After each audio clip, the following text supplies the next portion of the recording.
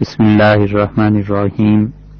سورہ فاتحہ کا آغاز اس سے پچھلی نشست میں ہم نے کیا تھا، اور اللہ تعالی نے سب سے پہلا جملہ تسمیہ کے بعد جو ارشاد فرمایا ہے وہ ہے الحمدللہ رب العالمین، تمام تعریفیں پروردگار کے لیے جو کہ تمام جہانوں کو پالنے والا ہے۔ اس فقرے کے آغاز میں یہ جو الف لام ال کے دو حرف آپ پڑھتے ہیں، اس کے مفسرین نے متعدد معانی بیان کیے ہیں۔ اگر ہم اس ال سے یہ مراد لیں کہ یہ تمام کی تمام اور کسی چیز میں اس کے جتنے اجزاء موجود ہوتے ہیں سب پہ دلالت کرتا ہے، تو الحمد کا مطلب یہ ہوگا کہ تمام کی تمام تعریفیں للہ، اللہ کے واسطے ہیں۔ دنیا میں جس چیز میں جو بھی خوبی پائی جاتی ہے، در حقیقت وہ اللہ تعالی ہی کے لیے ہے۔ اگر کسی انسان کی اس کے علم پر تعریف کی جائے تو در حقیقت اللہ ہی نے اسے علم دیا ہے۔ اسی طرح کسی چیز کا حسن کسی کو متاثر کرتا ہے تو وہ حسن اور خوبصورتی اس کی ذاتی چیز نہیں ہے، بلکہ اللہ تعالی ہی نے اس چیز میں اس حسن کو تخلیق فرمایا ہے۔ اسی طرح ہم کسی انسان کی سخاوت کی تعریف کرتے ہیں تو در حقیقت وہ ایسا وصف ہے جو اللہ نے اس میں رکھا ہے۔ تو اللہ تعالی کی بہت سی چیزوں میں تعریف ایسی ہے جو براہ راست ذات باری تعالی سے تعلق رکھتی ہے۔ مثلا ایک انسان یہ کہتا ہے کہ اللہ کا شکر ہے، اللہ کی تعریف ہے، اللہ کے لیے حمد و ثنا ہے، تو یہ تمام جملے بالآخر اللہ تعالی ہی کی عظمت اور اللہ تعالی ہی کی تعریف پر دلالت کرتے ہیں۔ اور ایک شخص کسی کے علم، اس کی سخاوت، اس کے حسن اور ان چیزوں کی تعریف کرتا ہے تو یہ بھی بالواسطہ طور پر اللہ ہی کی تعریف میں شمار کیے جانے کے قابل ہیں۔ تو الحمدللہ کا مطلب یہ ہوا کہ تمام کی تمام تعریفیں جو دنیا میں جہاں کہیں بھی پائی جاتی ہیں وہ سب کی سب اللہ کے لیے ہیں، اور اللہ تعالی ہی کی ذات حقیقی ان تمام کی تمام حمد و ثنا کو ڈیزرو کرتی ہے، اسی کا استحقاق ہے اور وہی حق رکھتا ہے۔ اور اس ال کا ایک ترجمہ یہ بھی کیا گیا ہے کہ کچھ مخصوص تعریفیں ہیں جو اللہ ہی کے لیے ہیں، اور اللہ کے علاوہ کسی کے لیے وہ تعریف نہیں کی جا سکتی۔ آپ اس الف لام کو یوں سمجھیں کہ عربی کے لغت کے قواعد کے مطابق کبھی کبھی یہ ہوتا ہے کہ جو کامن ناؤن ہے اسے پراپر ناؤن بنایا جاتا ہے۔ مثلا رجل مرد، آدمی، اور الرجل ایک خاص آدمی۔ اس میں نکرہ کو اس میں معرفہ بنانے کے لیے ال کا لفظ استعمال کیا جاتا ہے، اور اس لیے جہاں پر کوئی چیز خود اس میں معرفہ ہو وہاں پر ال کا استعمال غلط ہو جائے گا۔ اس کی اور متعدد مثالیں آپ سوچ سکتے ہیں۔ مثلا آپ دیکھیے کہ شجر درخت کو کہتے ہیں، اور الشجر ایک خاص درخت، کیونکہ اس پہ الف لام لگا کر باقی تمام جتنے درخت دنیا میں پائے جاتے تھے ان سے ایک خاص درخت کو آپ نے مخصوص کر لیا، تو یہ اس میں نکرہ سے نکل کے اس میں معرفہ میں آ گیا۔ تو حمد پر جب ال کا اضافہ کیا گیا تو اس کا مطلب یہ ہے کہ کچھ خاص تعریفیں، حمد تعریف اور الحمد کچھ خاص قسم کی تعریف ہے للہ جو اللہ کے لیے پائی جاتی ہے. اس ال کی کچھ مثالیں دو ہم نے آپ سے عرض کر دی، اور اس میں یہ بھی یاد رکھنا چاہیے کہ جو لفظ پہلے ہی سے معرفہ ہو اس پر ال کا اضافہ یہ درست نہیں ہے. ہمارے یہاں یہ جو شوق ہے کہ ہر چیز پر ال کا اضافہ کر دیتے ہیں، یہ شوق بسا اوقات بڑی بری طرح جہالت کی خبر دیتا ہے. مثلا مکہ مکرمہ، مکہ پہلے ہی سے ایسا لفظ ہے جو اس خاص شہر کے لیے مخصوص ہے جہاں پہ حج کے مراسم اور عبودیت اور عبدیت یہ ساری چیزیں کی جاتی ہیں. اب اگر کوئی آدمی مکہ کی بجائے المکہ کہے گا تو غلط کرے گا.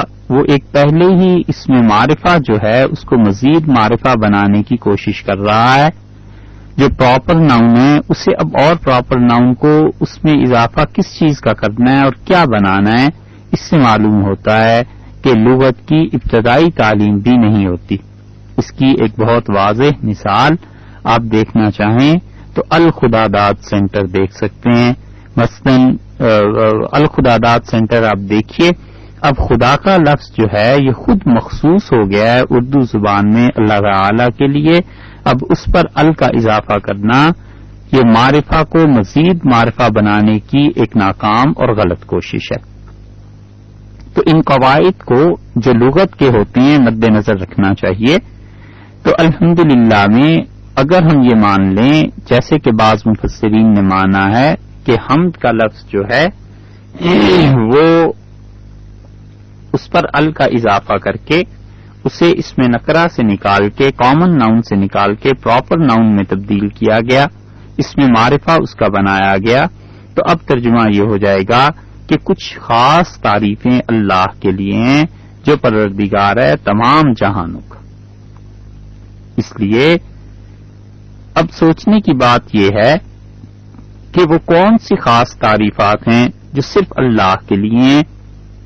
تو مفسرین نے لکھا ہے کہ تمام وہ کام جو انسان کی دسترس سے باہر ہوں اور جب وہ کام اس کائنات میں وقوع پذیر ہوں اور جب وہ کام اس کائنات میں انجام پائیں تو پھر اس پہ کہا جائے گا کہ الحمدللہ تمام تعریفیں نہیں بلکہ یہ خاص قسم کا جو فعل حق تعالی شانہ نے مہربانی کی، احسان کیا انسانیت پہ اور انسانوں کے لیے یہ کام کیا ہے، اس پہ اللہ کے لیے تعریف کی گئی. مثلا آپ دیکھیے بارش ہوتی ہے تو بارش برسانا کسی انسان کے بس کی بات نہیں ہے. ساری سائنس اور ٹیکنالوجی جمع ہو جائے اور ایسی بارش برسا لے جیسی بارش قدرتی طور پر برسا کرتی ہے، یہ بات نہیں ہوا کرتی. تو بارش برستی دیکھ کر کسان کہتا ہے الحمدللہ، تو اس کا مطلب یہ ہے کہ اس نے اس خاص فعل کے اللہ کی تعریف اور اللہ کی حمد و ثنا بیان کی. اسی طرح کسی انسان کو اللہ تعالی نے اولاد کے عزت سے، اولاد کی نعمت سے مالا مال فرمایا تو وہ بچی کی خبر سن کے، بیٹی کی خبر سن کے کہتا ہے الحمدللہ. تو اس کا مطلب یہ ہے کہ اس نے اس چیز پر اللہ کی تعریف بیان کی جو چیز انسانوں کے دست قدرت میں نہیں تھی. انسان سارے کے سارے مل کر بھی اس محرومی کو دور نہیں کر سکتے تھے.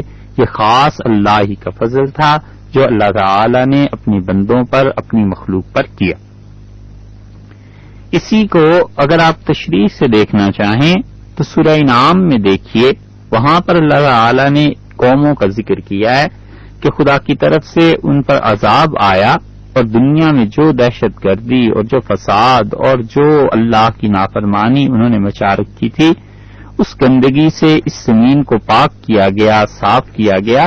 اس کے بعد بھی آتا ہے کہ الحمدللہ اللہ ہی کے لیے کچھ خاص قسم کی تعریفات ہیں. تو یہ دونوں ترجمے درست ہیں. عام طور پر مفسرین پہلے ترجمے کی طرف گئے ہیں کہ الحمدللہ تمام کی تمام تعریفیں دنیا میں جہاں کہیں پائی جاتی ہیں وہ سب کی سب اللہ کے لیے ہیں. یہ جو حمد کا لفظ ہے سب سے افضل ہونے کے اعتقاد کے ساتھ تعریف بیان کرنا اس معنی میں آتا ہے کہ کوئی انسان کسی کے متعلق یہ اعتقاد رکھے کہ وہ سب سے افضل ہیں اور پھر اس کی تعریف بیان کرے. 3 الفاظ ہیں اور تینوں میں کچھ فرق ہے جو سمجھنا چاہیے. ایک لفظ ہے مدح. یہ مدح جو ہے تعریف کے معنی میں آتا ہے اردو میں عام طور پہ، مگر اصل میں عربی لغت میں دیکھیے تو یہ ان افعال پر بولا جاتا ہے جو انسان سے اختیاری طور پر سرزد ہوں اور جو پیدائشی طور پر سرزد ہوں، پیدائشی طور پر ہوتے ہیں، ان پر بھی بولا جاتا ہے. مدح جو ہے وہ افعال جو انسان اپنے اختیار سے کرتا ہے. مثلا کسی نے کسی کو کھانا کھلایا اور اس نے کھانا کھانے کے بعد اس کی تعریف بیان کی تو یہ مدح ہو گئی. کسی نے کسی کی کوئی مشکل حل کر دی اور اس مشکل کے حل ہونے پر وہ جو اس کی تعریف بیان کرتا ہے وہ مدح ہو گئی.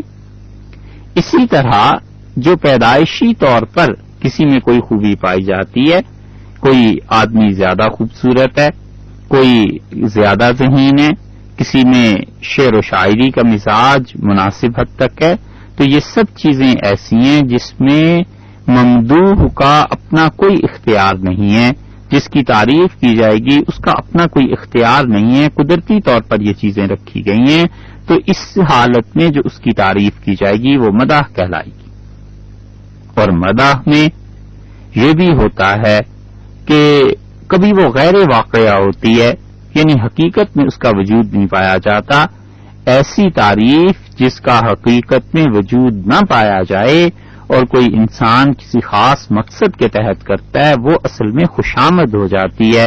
مثلا کسی آدمی میں سخاوت کی کوئی رمق تک نہیں پائی جاتی اور کوئی اسے کہنے لگے کہ صاحب آپ تو لکھ بخش ہیں، آپ تو ایسے غریبوں کے ساتھ اچھائی اور بھلائی کا سلوک کرنے والے ہیں. یہ سب کی سب چیزیں غیر اختیاری ہیں اور یہ خوشامد ہے، غیر واقعی ہیں اور یہ خوشامد ہے اور یہ مرض ہے جو لوگوں کو لگ جایا کرتا ہے کہ کسی انسان میں حقیقت میں وہ خوبی تعریف کیے چلا جا رہا ہے اور یہ ہو رہا ہے، یہ ہے خوشامد. اسی لیے نبی کریم صلی اللہ علیہ وسلم خاص لفظ یہ ارشاد فرمایا کہ جب تم ایسے لوگوں کو دیکھو جو مدح بیان کر رہے ہیں، یعنی مراد یہ تھی کہ خوشامد کر رہے ہیں، تو ان کا منہ مٹی سے بھر دو.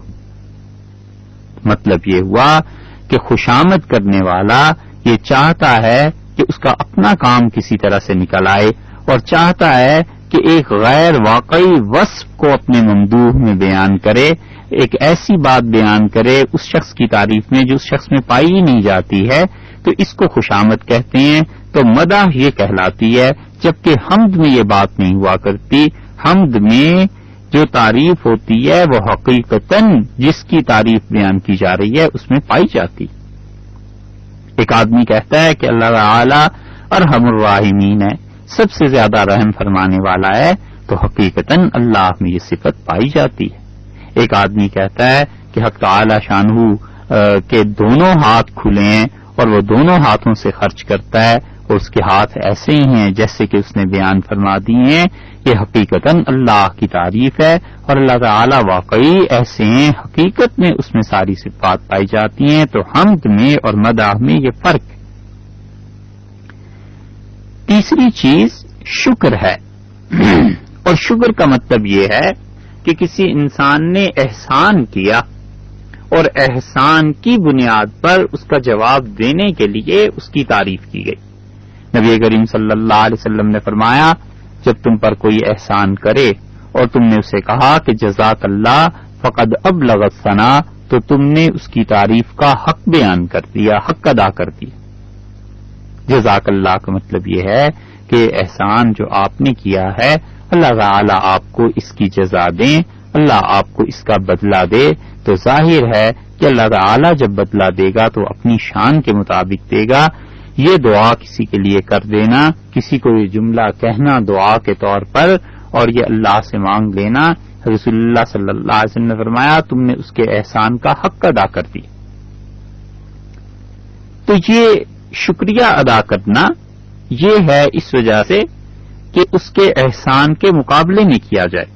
اب آپ دیکھیے اللہ تعالی کی ذات ان سب چیزوں سے افضل ہے، اس کی مدح اس کی تعریف، اس کے لیے حمد و ثنا بیان کرنا اس وجہ سے بھی ہے کہ اللہ میں ساری کی ساری صفات حقیقتاً پائی جاتی ہیں، جبکہ مدح میں کبھی کبھی نہیں بھی ہوتی اور انسان غلط بیان کرتا ہے، اور اللہ تعالی کا شکر ادا کرنا اس سے بھی افضل وہ حمد و ثنا ہے، کیونکہ شکر تو آدمی ادا کرتا ہے احسان کی بنیاد پہ۔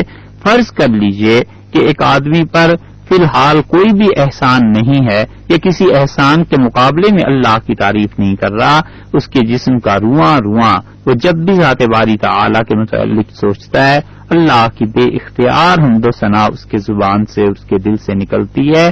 یہ ہے وہ حمد کہ سب سے افضل ہونے کے عقیدے کے ساتھ ساتھ تعریف بیان کرنا اس ذات کی جس کے سارے افعال اس کے اختیار میں ہیں، اور اسی لیے اسی سے محمود کا لفظ بنائیں، یعنی محمود اس کو کہتے ہیں جس کی کثرت سے تعریف کی جائے۔ نبی کریم صلی اللہ علیہ وسلم کا اسم گرامی ہے محمود، اسی لیے انہیں کہا جاتا ہے کہ کثرت سے تعریف ان کی بیان کی گئی اور کی جاتی ہے، اور قیامت کے دن تک ان کی تعریف ہوتی رہے گی۔ اور اسی لیے کہ اللہ تعالی نے بھی خود ارشاد فرمایا ہے وَرَفَعْنَا لَكَ ذِكْرَكَ، اور ہم نے آپ کے لیے آپ کے ذکر مبارک کو بلند کیا ہے۔ تو رسول اللہ صلی اللہ علیہ وسلم تو ایسے ہیں کہ کثرت سے ان کی تعریف بیان کی جاتی رہے گی، اور حقیقتاً ان میں وہ اوصاف پائے جاتے تھے جس اور جن اوصاف کی وجہ سے کوئی کسی کی تعریف کیا کرتا ہے۔ اور اسی سے نبی کریم صلی اللہ علیہ وسلم کا ذاتی نام محمد صلی اللہ علیہ وسلم بھی بنا ہے، اور محمد کا مطلب یہ ہے کہ وہ ہستی، وہ شخصیت جس میں کثرت سے ایسے اوصاف پائے جائیں جن کی تعریف انسان کرے اور جو قابل تعریف ہوں۔ تو رسول اللہ صلی اللہ علیہ وسلم میں کثرت سے ایسی چیزیں پائی جاتی تھیں، بلا شک و شبہ ان کی ایک ایک ادا اور ایک ایک وصف ایسا تھا کہ لوگ سارے مل کے بھی ان کی تعریف بیان کریں تو حضرت صلی اللہ علیہ وسلم کی شخصیت سے بہرحال وہ تعریف کم ہی رہے گی۔ اس ہستی کی تعریف کون بیان کر سکتا ہے جس کی تعریف خود اللہ نے اپنی کتاب میں بیان کی؟ تو الحمدللہ کا مطلب یہ ہے کہ تمام کی تمام تعریفیں اللہ کے لیے ہیں، پروردگار کے لیے ہیں۔ اللہ تعالی نے اپنا نام یہاں سب سے پہلے جو قرآن پاک میں ارشاد فرمایا ہے ہم لوگوں کو سکھانے کے لیے، وہ اللہ ہے، اور وہ اللہ اس کا ذاتی نام ہے۔ اللہ تعالی کی تعریف اور حمد و ثنا کے متعلق کچھ بات سن لیجئے، اور وہ یہ ہے کہ نبی کریم صلی اللہ علیہ وسلم عام طور پر اللہ کی تعریف بیان کیا کرتے تھے، اور اللہ تعالی کی تعریف انسان کو بیان کرتے رہنا چاہیے۔ خدا کی تعریف کے متعلق یہ سکھایا گیا ہے کہ جب تم لوگ کسی کام کو پورا کر لو، جب کام مکمل ہو جائے تو پھر کہو الحمدللہ، اللہ ہی کے لیے ساری تعریفیں۔ نبی کریم صلی اللہ علیہ وسلم کا معمول مبارک دو طرح سے تھا کہ کبھی تو وہ عام طور پر، عمومی طور پر جنرلی تعریف بیان کرتے تھے حق تعالی شانہ کی، اور کوئی بھی بات ایسی ہو جاتی تھی جس بات پہ اللہ کا شکر ادا کرنا چاہیے تو رسول اللہ صلی اللہ علیہ وسلم الحمدللہ کا لفظ کہتے تھے۔ حدیث میں آیا ہے مثلا ابو داؤد کی روایت میں کہ نبی کریم صلی اللہ علیہ وسلم ایک مرتبہ یہودیوں میں ایک بچہ تھا، وہ بیمار تھا لڑکا، اور اس کی عیادت کے لیے تشریف لے گئے، اور اس کے پہ جانکنی کا عالم تھا اور نزع کا عالم اس پہ طاری تھا، اور اسے تکلیف میں دیکھ کر حضرت صلی اللہ علیہ وسلم نے ارشاد فرمایا کہ اگر تم مجھ پر ایمان لے آؤ تو تمہاری یہ مشکل دور ہو جائے۔ تو اس نے اپنے باپ کی طرف دیکھا تو اس یہودی نے کہا کہ اطیع ابا القاسم، نبی کریم صلی اللہ علیہ وسلم کی بات مان جاؤ۔ تو اس نے رسول اللہ صلی اللہ علیہ وسلم کی رسالت کی شہادت دی اور اس کے ساتھ اس کی جان نکل گئی۔ وہ مشکل مرحلہ اس کے لیے آسان ہوا تو آپ نے فرمایا الحمدللہ الذی، تمام تعریفیں اللہ کے لیے، انقذہ بی من النار، جس اللہ نے اس لڑکے کو میری وجہ سے جہنم سے نجات دی تھی۔ تو اللہ کی تعریف بیان کی، ایک مشکل مسئلہ حل ہو گیا۔ اس سے معلوم ہوتا ہے کہ انسان جب مشکلات، مصائب، تکالیف، کسی چیز وہ مرحلہ گزر جائے یا کوئی نیکی کا کام، اچھائی کا کام پورا ہو جائے تو اللہ کی تعریف بیان کرنی چاہیے. اللہ تعالی کی تعریف کے لیے الحمدللہ یا ایسے الفاظ جو آگے چل کر آ جائیں گے وہ پڑھنے چاہیے. اسی کی ایک دوسری مثال آپ دیکھیے. نبی کریم صلی اللہ علیہ وسلم ایک دن تشریف لائے اور صحابہ کرام رضی اللہ عنہم قرآن پاک کی تلاوت کر رہے تھے تو رسول اللہ صلی اللہ علیہ وسلم نے ان مہاجرین کو دیکھا جو اصحاب صفہ کہلاتے تھے، اور ان حضرات کی غربت کا، کپڑے اور کھانے کی قلت کا یہ حال تھا کہ وہ کہتے تھے ہم ایک دوسرے کے پیچھے چھپ کر بیٹھتے تھے تاکہ ایک دوسرے پر نظر ایسے نہ پڑ جائے، اور کھانے کی قلت کا یہ حال تھا کہ لوگ کھجوروں کے خوشے لا کر مسجد نبوی میں لٹکا دیتے تھے اور یہ حضرات اس سے اپنی بھوک کو ختم کرتے تھے، اور جو سبیل پانی کی عام لگی ہوئی ہوتی تھی اس سے یہ پانی پی لیتے تھے. تو رسول اللہ صلی اللہ علیہ وسلم ان کے پاس آئے اور انہیں دیکھا یہ قرآن پاک کی تلاوت کر رہے ہیں تو آپ نے ان سے پوچھا کہ تم لوگ کیا کر رہے ہو؟ انہوں نے عرض کیا کہ ہم ایک دوسرے کو قرآن پاک سنا رہے ہیں. تو رسول اللہ صلی اللہ علیہ وسلم نے جو جملہ فرمایا وہ دیکھیے، آپ نے فرمایا الحمدللہ، تمام تعریفیں اللہ کے لیے ہیں. الذی جعل من امتی، جس نے میری امت میں ایسے لوگ پیدا کر دیے ہیں کہ من امرت ان اصبر نفسی معاہم، جن کے متعلق اللہ نے خود مجھے حکم دیا کہ میں جا کے ان کی مجلس میں بیٹھوں، میں جا کے ان کے پاس رہوں. تو حضرت صلی اللہ علیہ وسلم نے ان کی تعریف فرمائی اور انہیں بشارت دی جنت کی، اور آپ نے فرمایا کہ تم دوسرے لوگوں سے پہلے جنت میں چلے جاؤ گے اور اللہ تعالی کی ایسی اور ایسی رضا تمہیں اور خدا کا قرب نصیب ہوگا. یہ سب کی سب چیزیں بتاتی ہیں کہ حضرت صلی اللہ علیہ وسلم عمومی طور پر اللہ کا شکر ادا کرتے تھے. ایسی احادیث بہت کثرت سے مل جائیں گی. ایک اور مثال آپ اس کی دیکھیے. حدیث میں آتا ہے، ابو داؤد کی روایت میں حضرت اسامہ رضی اللہ عنہ کی روایت ہے، وہ کہتے ہیں کہ رسول اللہ صلی اللہ علیہ وسلم تشریف لے گئے کہ یعود و عبداللہ ابن ابی، کہ عبداللہ ابن ابی کی عیادت کریں فی مرضہ الذی مات فی، اس مرض میں جس مرض میں عبداللہ ابن ابی مر گیا تھا. یہ عبداللہ ابن ابی جو تھا منافقین کا سردار تھا مدینہ منورہ میں، اور اسی کے متعلق اللہ تعالی نے کہا نبی کریم صلی اللہ علیہ وسلم سے کہ آپ اس شخص کی قبر پر آئندہ کھڑے بھی نہیں ہوں گے، جائیں گے بھی نہیں. پکا منافق تھا. اور آپ جب تشریف لے گئے تو اس سے اسامہ رضی اللہ عنہ فرماتے تھے کہ اس کی حالت دیکھ کے کرب کی، تکلیف کی، رسول اللہ صلی اللہ علیہ وسلم نے فرمایا قد کنت انہاک عن حب یہود، میں تمہیں منع کرتا تھا نا کہ ان یہودیوں سے محبت نہ کرو، اور تم کرتے تھے.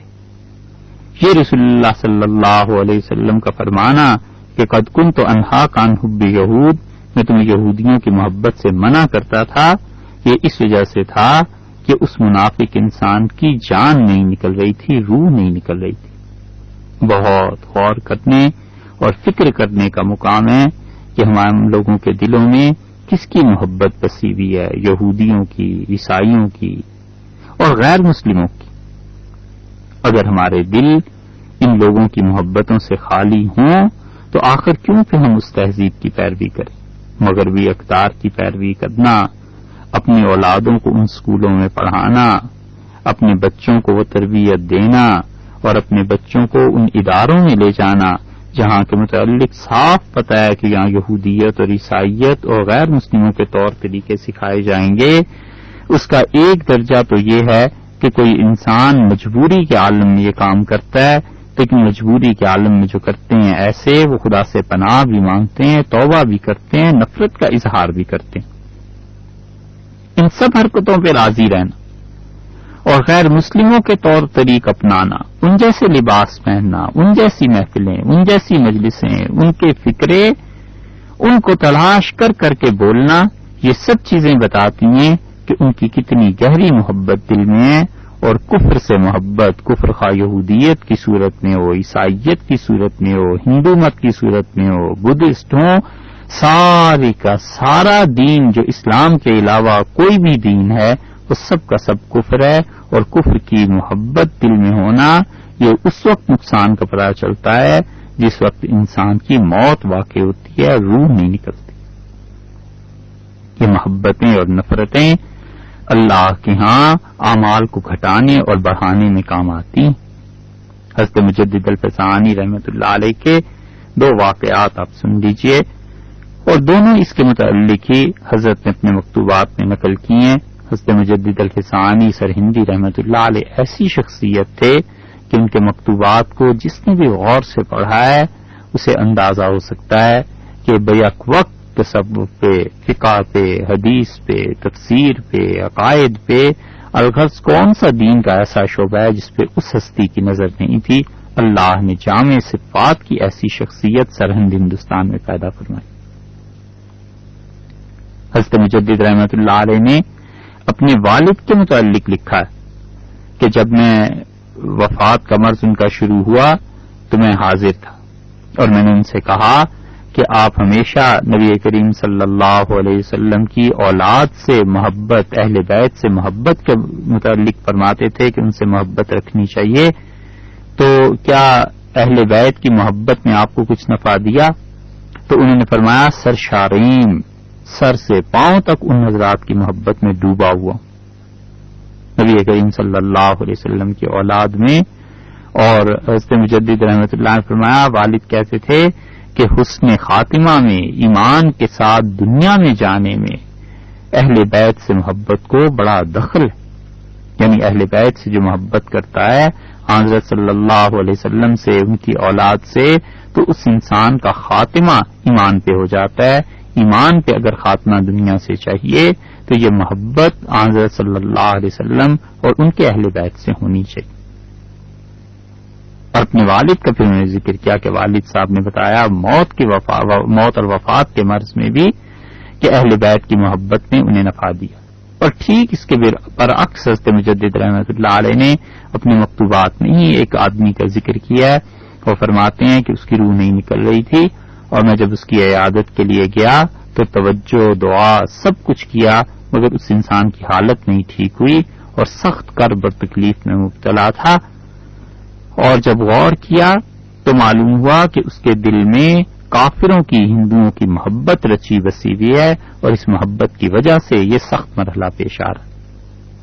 اس لیے ہم سب کو سوچنا چاہیے کہ ہم کس کی محبت میں گرفتار ہیں۔ یہودیوں کی محبت، ویسے تو منافقت بڑی بری لگتی ہے، اگر کوئی انسان وعدے سے ہٹ جائے تو سارے نفاق کی احادیث اس پہ ثابت ہو جاتی ہیں۔ اگر کوئی انسان جھوٹ بول دے تو سب سے پہلا جملہ ہم یہی کہتے ہیں کہ صاحب یہ تو منافق کی علامت ہے، اور یہ کبھی نہیں سوچا کہ رسول اللہ صلی اللہ علیہ وسلم نے منافقوں کا جو سردار تھا اس سے کہا تھا کہ قد کنت انہاک عن حب یہود، میں تمہیں منع کرتا تھا نا کہ یہودیوں سے محبت نہ کرو۔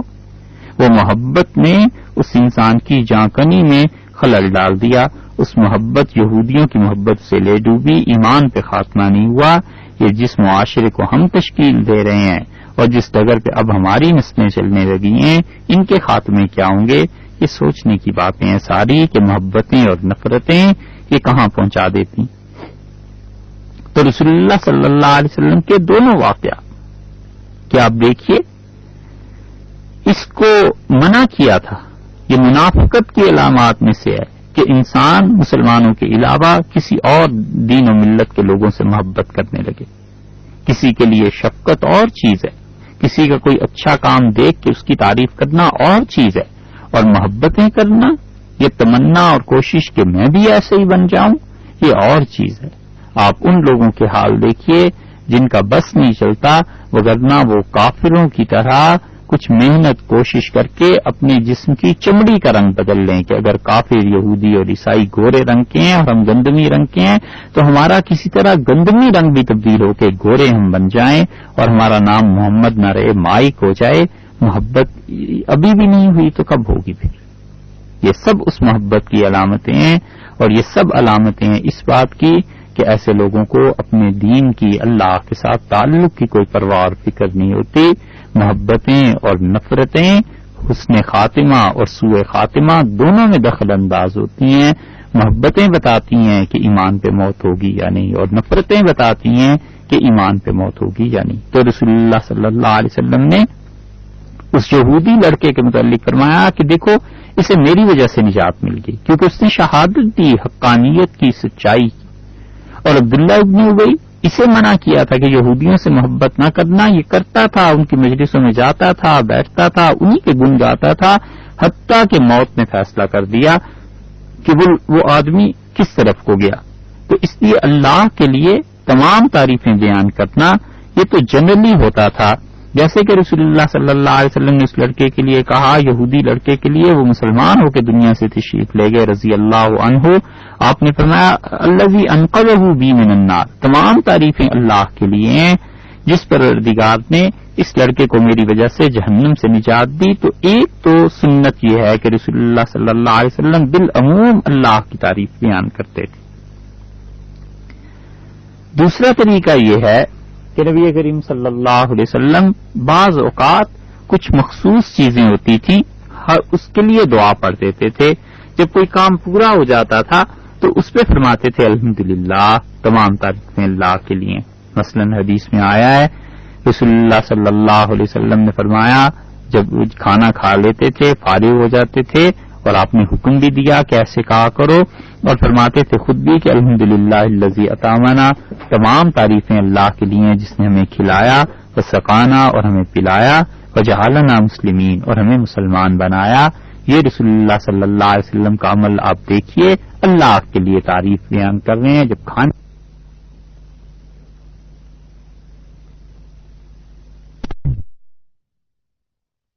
ماجہ کی روایت میں نبی کریم صلی اللہ علیہ وسلم کے دیگر الفاظ آئے ہیں.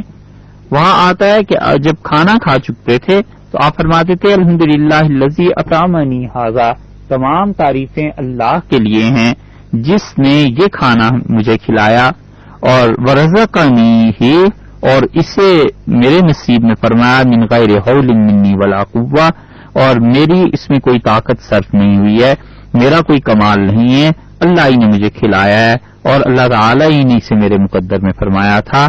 اور رسول اللہ صلی اللہ علیہ وسلم نے فرمایا تم میں سے جو شخص کھانے کے بعد یہ دعا پڑھے گا الحمدللہ الذی اطعمنی ھذا ورزقنی من غیر حول منی ولا قوہ غفر له ما تقدم من ذنبہ، تو اس کے چھوٹے موٹے گناہ جو اس سے پہلے ہو چکے ہوں گے اللہ تعالیٰ انہیں بخش دے گا، معاف کر دے گا. اس حدیث سے تین اہم باتوں کا علم حاصل ہوتا ہے. ایک تو یہ پتا چلتا ہے کہ ہم اپنے بچوں کو سکھائیں، خود بھی سیکھیں. بچے تو بعد میں سیکھیں گے، پہلے خود تو سیکھ لیں کہ ہم جب بھی کھانا کھائیں بجائے کسی اور دعا کے پڑھنے کے یہ دعا پڑھیں. اس میں زیادہ فائدہ ہے کہ الحمدللہ الذی اطعمنی ھذا ورزقنی من غیر حول منی ولا قوہ، تمام تعریفیں اللہ کے لیے جس نے مجھے یہ کھانا کھلایا، اور بغیر میری طاقت کے، بغیر میری محنت کے اللہ نے یہ رزق میرا نصیب فرمایا. سب سے پہلا فائدہ تو یہ ہے کہ اس پہ اللہ کی تعریف بیان ہو جائے گی، اللہ تعالیٰ کی حمد و ثنا بیان ہوگی، اللہ کی خوشی اس سے حاصل ہوگی.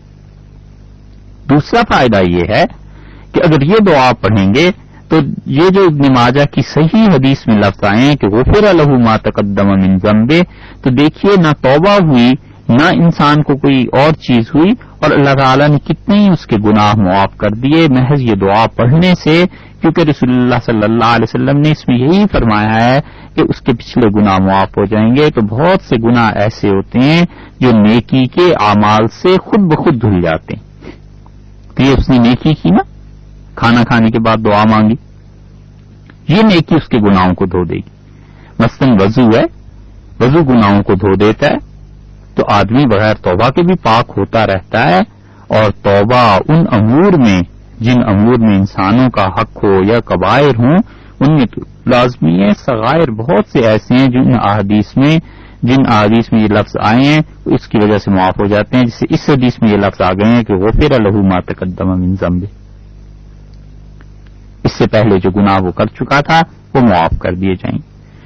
اور تیسرا فائدہ اسی حدیث سے معلوم ہوتا ہے کہ نبی کریم صلی اللہ علیہ وسلم نے دیکھیے جملہ کتنا خوبصورت تلقین فرمایا ہے کہ اللہ کے لیے تمام تعریفیں ہیں جس نے مجھے یہ کھانا کھلایا اور بغیر میری محنت اور طاقت کے خدا نے یہ رزق میرا مقدر کیا. آدمی سوچے تو طاقت اور محنت تو ہوتی ہے، کماتا ہے، مشقت اٹھاتا ہے، پیسے گھر میں آتے ہیں، پھر خواتین کھانا پکاتی ہیں، یا جو بھی کھانا پکاتا ہے محنت اور طاقت تو ہوتی ہے، مگر اس میں رسول اللہ صلی اللہ علیہ وسلم نے ان تمام چیزوں کا لحاظ نہیں کیا، انسانی اخلاقیات کا لحاظ کیا ہے کہ تم کوئی بھی خوبی اپنی طرف منسوب نہ کرنا، تواضع اختیار کرو، بندگی اختیار کرو، کیونکہ یہ بھی ہو سکتا تھا کہ تمہاری تمام قوت اور خواتین کی تمام محنت کے باوجود کوئی ایسی بیماری ہو جاتی کھانا نہ کھا سکتے، کوئی ایسا حادثہ پیش آ جاتا کھانا نہ کھایا جا سکتا.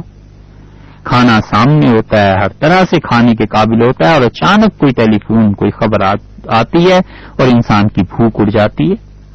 تو یہ تواضع سکھائی کہ اللہ کا شکر ادا کرو، اور یوں کہو کہ اللہ اس میں میری کوئی طاقت نہیں تھی، آپ کا کرم، آپ کی مہربانی، آپ کی عنایت، آپ کی رحمت ہے کہ آپ نے اس کھانے کو میرے مقدر میں فرما دیا. تو اس لیے رسول اللہ صلی اللہ علیہ وسلم کا دوسرا عمل یہ تھا کہ آپ مخصوص مواقع پر الفاظ کے ذریعے اللہ کی حمد بیان کرتے تھے.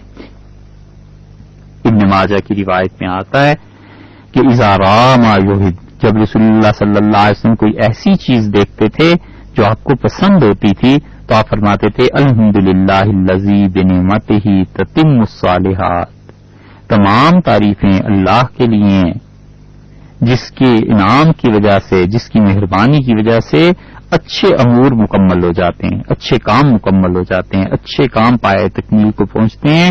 یہ جو پائے تکمیل کو پہنچتے ہیں کام اللہ کے فضل کی وجہ سے پہنچتے ہیں، سو تمام تعریفیں اللہ کے لیے. اور جب رسول اللہ صلی اللہ علیہ وسلم کوئی ایسی چیز دیکھتے تھے جو انہیں ناپسند ہوتی تھی تو فرماتے تھے الحمدللہ علی کل حال، ہر حال میں اللہ کا شکر ہے، اللہ کے لیے تعریف ہے. مطلب یہ تھا کہ حضرت صلی اللہ علیہ وسلم صبر کرتے تھے. اور اسی معنی میں حضرت ابو ہریرہ رضی اللہ عنہ نے مزید ایک جملہ فرمایا دوسری روایت میں. انہوں نے کہا رسول اللہ صلی اللہ علیہ وسلم فرماتے تھے الحمدللہ علی کل حال، اللہ ہی کے لیے تمام تعریفیں ہیں ہر حال میں، ہر حالت میں. رب اعوذ بک من حال اہل النار، پروردگار میں آپ کی پناہ چاہتا ہوں جہنم والوں کے حال سے. اس سے معلوم ہوتا ہے کہ حضرت صلی اللہ علیہ وسلم کچھ احوال ایسے تھے جن سے اللہ کی پناہ مانگا کرتے تھے، اور کچھ ایسے تھے جن میں اللہ کا شکر، اللہ کی تعریف کیا کرتے تھے. تو جب بھی کوئی اچھی چیز نظر آئے شکر ادا کرنا پڑے اور اس کے لیے کوئی دعا خاص طور پہ نہ ہو، پھر پڑھنا چاہیے کہ الحمدللہ الذی بنعمتہ تتم الصالحات، تمام تعریفیں اللہ کے لیے ہیں جس کی مہربانی، جس کے انعام سے، جس کے کرم سے اچھی چیزیں مکمل ہو جاتی ہیں، پایہ تکمیل تک پہنچتی. اور جب کوئی ایسی چیز دیکھے جس پہ صبر کرنا پڑ جائے تو چپ ہو جائے. الحمدللہ علی کل حال، تمام تعریفیں اللہ کے لیے ہر حال میں، یعنی پھر صبر کرنا ہے. یہ مراد نہیں ہے کہ جب کوئی ناگوار صورت پیش آئے تو اس پہ بھی اللہ کا کوئی شکر ادا کرنا کرے، بلکہ اس پہ صبر کرنا چاہیے. شیخ الاسلام ابن قیم رحمۃ اللہ علیہ نے زاد المعاد میں غالباً لکھا ہے کہ ہمارے شیخ ابن تیمیہ رحمۃ اللہ علیہ اپنے زمانے کے ایک عارف باللہ تھے، ان کے پاس گئے. جب ان کے بیٹے کا انتقال ہو گیا تو ہمارے شیخ تعزیت کے لیے تشریف لے گئے، تو انہیں دیکھا وہ اللہ کا شکر ادا کر رہے تھے. تو ہمارے شیخ خاموش رہے اور وہ اس پہ شکر ادا کر رہے تھے کہ میں اللہ کی رضا میں راضی ہوں اور بیٹے کا انتقال ہو گیا، بس ٹھیک ہے.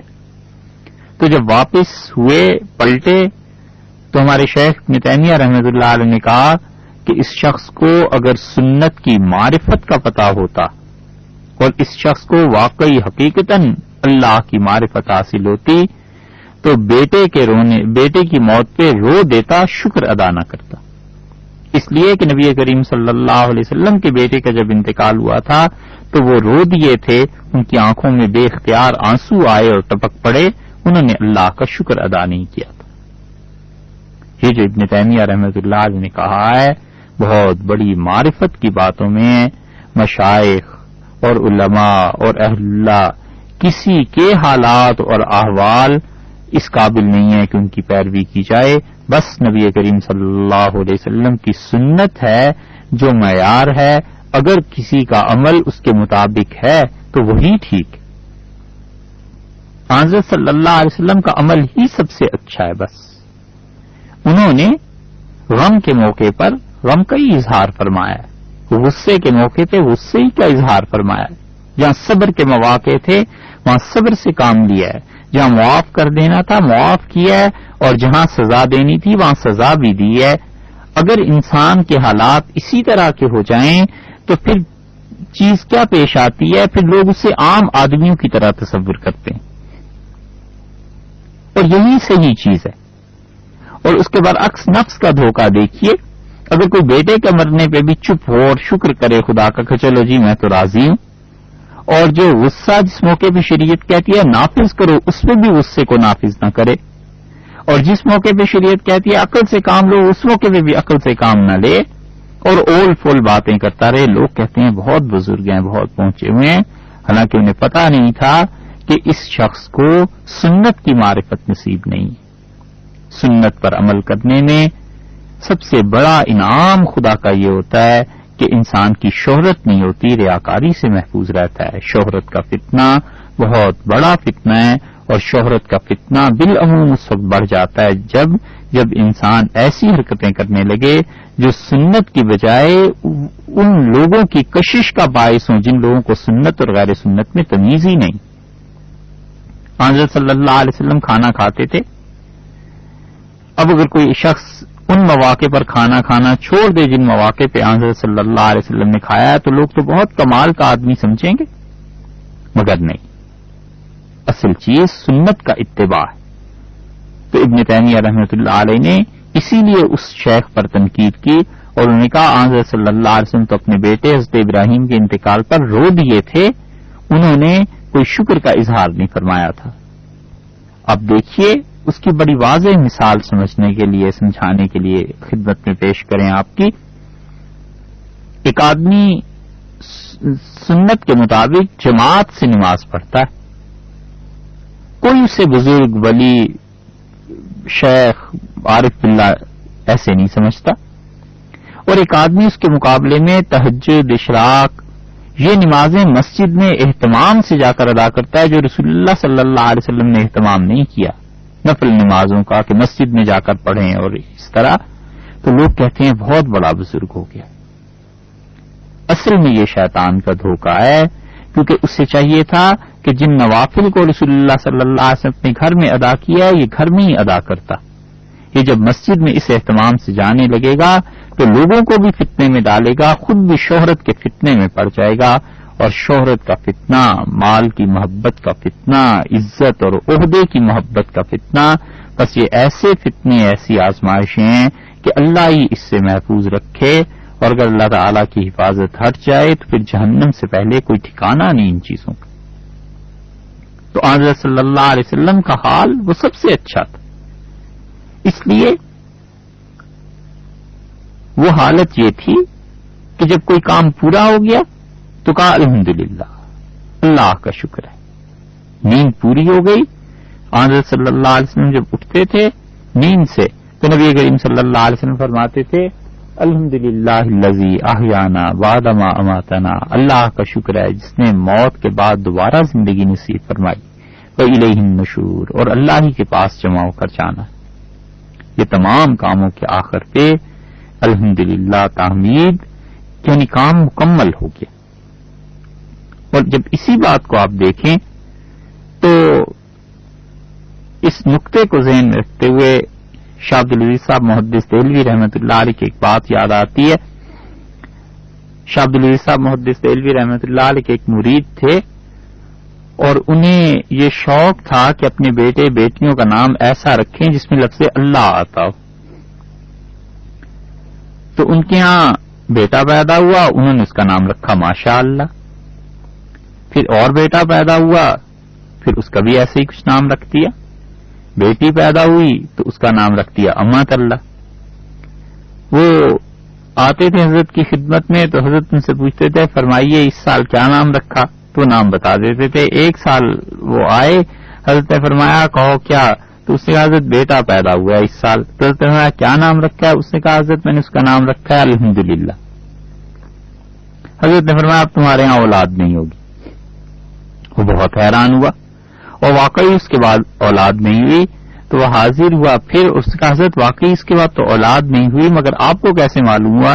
حضرت نے فرمایا ہماری نگاہ ان احادیث پر گئی کہ حضرت صلی اللہ علیہ وسلم جب کوئی کام کھانا پینا سونا مکمل ہو جاتا تھا تو کہتے تھے الحمدللہ، تمام تعریفیں اللہ کے لیے. اختتام جب اس پہ ہوتا تھا تو تم نے جب الحمدللہ نام رکھا نا اپنے بیٹے کا تو میں سمجھ گیا تمہاری اولاد کا بھی اختتام ہو گیا، اب اولاد نہیں ہوتی. یہ تو خیر لطیفے کی بات تھی. حقیقت یہی ہے کہ حضرت صلی اللہ علیہ وسلم جب کوئی کام پورا ہو جاتا تھا بحسن خوبی تمام ہو جاتا تھا، انجام تک پہنچ جاتا تھا اچھے کام، آپ فرماتے تھے الحمدللہ. اور آپ اسی بات کو ذرا سا بڑھا کر دیکھیے، اس کائنات کی کسی زمانے میں تخلیق ہوئی تھی، پھر یہ بنتی رہی، پھر انبیاء علیہ الصلوۃ والسلام آتے رہے حتیٰ کہ عیسیٰ علیہ الصلوۃ والسلام آئے، اور ان کے بعد نبوت جب مکمل ہو گئی اور نبوت کا محل مکمل ہو گیا تو اب جو آخری ہستی آئی اس کا نام رکھا گیا محمد، یعنی حمد و ثنا کرنے والے. حضرت صلی اللہ علیہ وسلم پر نبوت ختم ہو گئی تھی، مکمل ہو گئی تھی، تو اس میں گرامی بھی ایسا اللہ نے رکھا جو یہ لوگوں کو بتائے کہ جب کام بحسن خوبی تمام پا جائیں، انجام پہ پہنچ جائیں، انجام کار آخر پہ پہنچ جائیں تو پھر اللہ کی حمد و ثنا کرو. اور رسول اللہ صلی اللہ علیہ وسلم کی اپنی عمر شریف جب آخری سال آئے ہیں تو اللہ تعالیٰ سبح بحمد ربک، اپنے پروردگار کی تسبیح اور حمد بیان کیا کیجیے. تو اس لیے حمد میں دوسرا پہلو تو یہ ہے کہ جب کام مکمل ہو جائیں تو اللہ تعالیٰ کی حمد و ثنا بیان کی جائے. ابن عربی رحمۃ اللہ علیہ نے اس کائنات میں نبوت کے اختتام پر رسول اللہ صلی اللہ علیہ وسلم کا نام محمد اور احمد ہونے کی یہ وجہ اپنی کتابوں میں لکھی ہے. وہ کہتے ہیں کہ کام نبوت کا پورا ہو گیا تو آخری ہستی وہ آئی جو اللہ کی حمد کرنے والی تھی، اور پھر اللہ نے اس ہستی کو یہ تلقین کیا کہ جب کام پورے ہو جایا کریں اور اچھے انجام کو پہنچ جائیں تو اللہ کی حمد بیان کیا کیجیے. اسی طرح نبی کریم صلی اللہ علیہ وسلم نے اللہ کی حمد کی ترغیب بھی دی اور آپ نے کہا اللہ کے لیے تسبیح بیان کرو، سبحان اللہ، لا الہ الا اللہ، الحمدللہ، یہ جملے پڑھا کرو. اور ایک حدیث میں آیا ہے ابن ماجہ میں رسول اللہ صلی اللہ علیہ وسلم نے فرمایا جب تم میں سے کوئی شخص سبحان اللہ، لا الہ الا اللہ یا الحمدللہ یہ لفظ کہتا ہے تو یہ الفاظ آسمان کی طرف اٹھ جاتے ہیں اور یہ اللہ کے عرش کے گرد جا کر باتیں کرتے ہیں اور ان کی آواز ایسی سنائی دیتی ہے جیسے شہد کی مکھیوں کی بھنبھناہٹ ہوتی ہے. تو وہ یہ نخل شہد کی مکھیاں جو ہیں ان کی جیسے آواز ہوتی ہے. حضرت صلی اللہ علیہ وسلم نے فرمایا حول العرش، اللہ کے عرش کے ارد گرد جا کر یہ آپس میں بات کرتے ہیں اور ایک دوسرے سے بات کرتے ہیں، یعنی بتاتے ہیں کہ کس نے مجھے اپنی زبان سے ادا کیا ہے. اور رسول اللہ صلی اللہ علیہ وسلم نے فرمایا کیا تم یہ نہیں چاہتے کہ تمہارا نام بھی اللہ کے عرش کے ارد گرد لیا جائے؟ اما یحب احدکم ان یکون لہ، تم میں سے کسی کا جی نہیں چاہتا کہ اس کا نام اللہ کے عرش کے قریب لیا جائے، آسمانوں پہ لیا جائے؟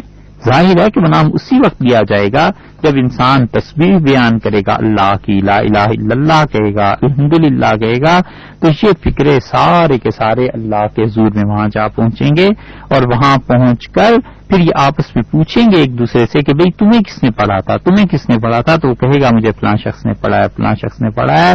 تو اللہ کے عرش کے قریب اللہ کی ذات مقدسہ حق تعالی شانہ اپنی شان اور ہستی کے مطابق جہاں بھی ہیں ہر جگہ پہ ہیں اور جیسے وہ سنتے ہیں اس آدمی کا ذکر بھی وہاں آئے گا. اس سے معلوم ہوتا ہے کہ اللہ کی حمد بیان کرنا اس کا کتنا بڑا مقام ہے. ایک دوسری روایت میں ام ہانی رضی اللہ عنہا کی روایت ہے، انہوں نے نبی کریم صلی اللہ علیہ وسلم کی خدمت میں عرض کیا کہ اللہ کے رسول میں بوڑھی ہو گئی ہوں اور جسم کمزور پڑ گیا ہے اور بھاری بھی ہو گیا ہے یعنی طاقت کم ہو گئی ہے، قوت کم ہو گئی ہے اور جسم میں گوشت زیادہ ہو گیا ہے، تو مجھے کوئی چیز بتا دیجئے، بیٹھ کے پڑھتی رہا کروں۔ آپ کو معلوم ہے ام ہانی کون تھی؟ سیدنا امیر المومنین علی بن ابی طالب رضی اللہ عنہ کی ہمشیرہ تھیں، اور ام ہانی وہ خاتون ہیں جن سے نبی کریم صلی اللہ علیہ وسلم کو بڑا تعلق رہا ہے، ان کے چچا کی بیٹی تھی، اور ام ہانی کے لیے حضرت صلی اللہ علیہ وسلم نے خود اپنے رشتے کا پیغام بھجوایا تھا کہ ام ہانی کے ساتھ آپ کی شادی کر دی جائے، مگر ام ہانی نے انکار کر دیا تھا۔ ام ہانی کے حالات پڑھیے، آپ کو اندازہ ہوگا کہ حضرت صلی اللہ علیہ وسلم نے خود ان سے اپنے نکاح کی درخواست کی تھی اور ام ہانی نے انکار کر دیا تھا۔ ذرا بھی تو رسول اللہ صلی اللہ علیہ وسلم نے برا نہیں مانا۔ ہمارے ہاں اگر کہیں رشتہ دینے سے انکار ہو جائے تو پھر کیا کیا مصائب اور تکالیف پیش آتی ہیں، اصلاح کرنی چاہیے اپنی آپ کو۔ اس سے معلوم ہوتی ہیں دو باتیں، ایک بات تو یہ معلوم ہوتی ہے کہ جس طرح مرد کو یہ حق اور اختیار حاصل ہے کہ وہ رشتہ دیکھ کے نہ کرے، لڑکیوں کو بھی یہ حق حاصل ہے کہ وہ رشتے کو ناپسند سمجھ کرتی ہیں اور نہیں کرنا چاہتی نہ کریں۔ ام ہانی نے انکار کیا ہے، رسول اللہ صلی اللہ علیہ وسلم نے برا مانا ہے؟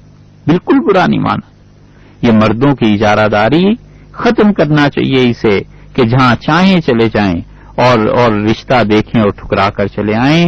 کبھی کبھی ایسی بات نہیں کرنی چاہیے جہاں رشتہ نہیں ہو سکا یا جہاں پہ رشتہ پسند نہیں آیا، گھر واپس آ کے اس لڑکی میں عیب نکالنا کہ ارے اس کا تو قد ایسا تھا، ارے اس کی تو نگاہ ایسی تھی، ارے ایسی تھی۔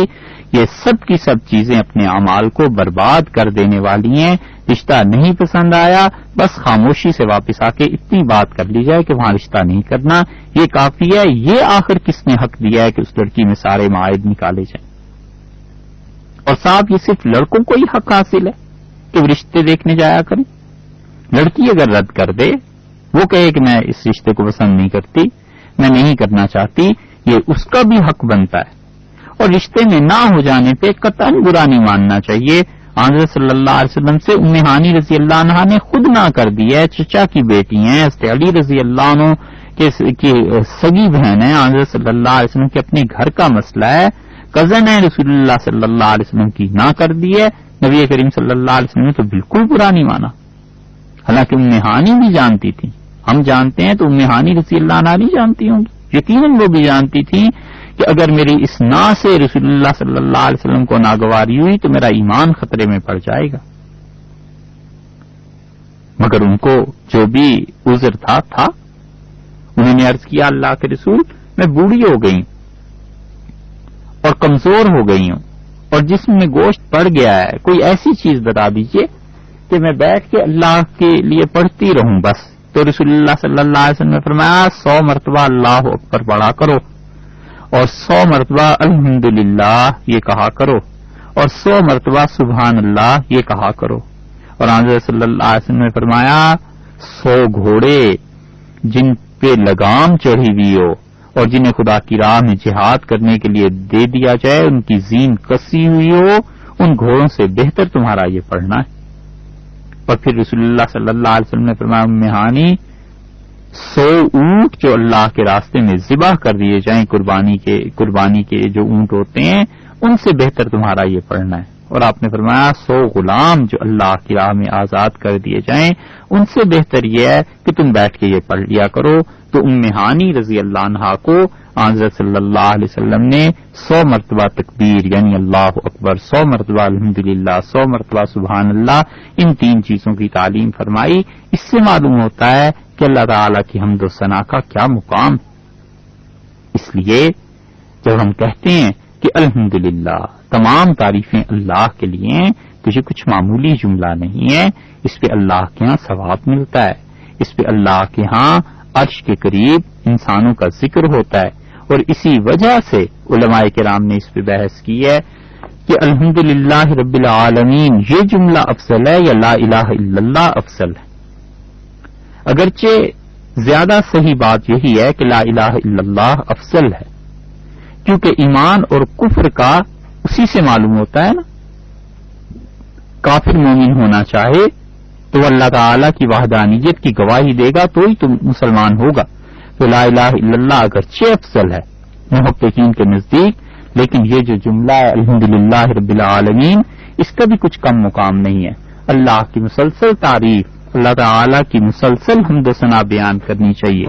اور اسی کے سلسلے میں عصر کے بعد کا جو وقت ہے، خاص طور پہ غروب آفتاب سے پہلے کثرت سے اللہ کی حمد بیان کرنی چاہیے.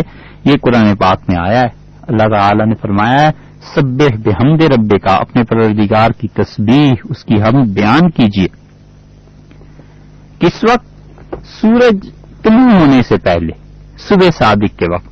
ایک جگہ فرمایا قبل غروبہا، سورج کے ڈوبنے سے پہلے بار بار اللہ کی حمد بیان کی جائے. الحمدللہ، تمام تعریفیں یعنی اللہ کے لیے. تو یہ معنی اور یہ جملہ تھا کہ الحمدللہ سورہ فاتحہ کا آغاز جہاں سے ہو رہا ہے کہ تمام کی تمام تعریفیں اللہ کے لیے رب العالمین، جو تمام کائنات کا پالنے والا ہے. انشاءاللہ باقی جملے کی تشریح آئندہ نشست میں عرض کریں. السلام علیکم ورحمۃ اللہ وبرکاتہ.